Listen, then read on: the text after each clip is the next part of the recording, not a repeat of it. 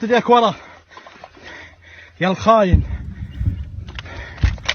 ايش جابك؟ من معك؟ ها؟ من معك؟ الواحد.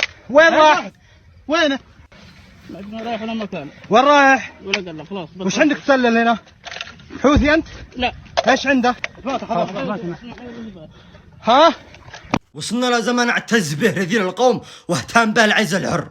قالتكم الله هذا تعامل جيش وتعامل عسكر في الحدود مع مواطن يمني.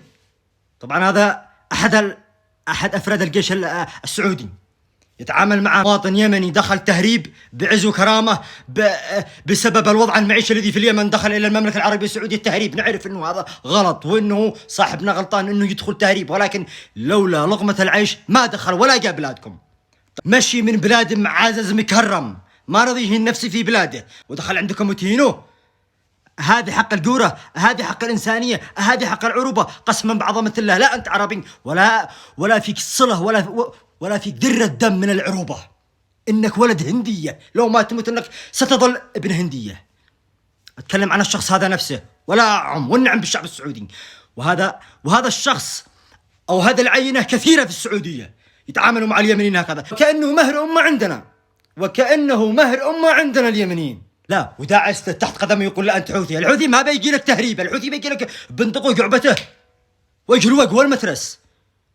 والزمن عارف ايش الذي حصل بينك انت وياهم في الحرب.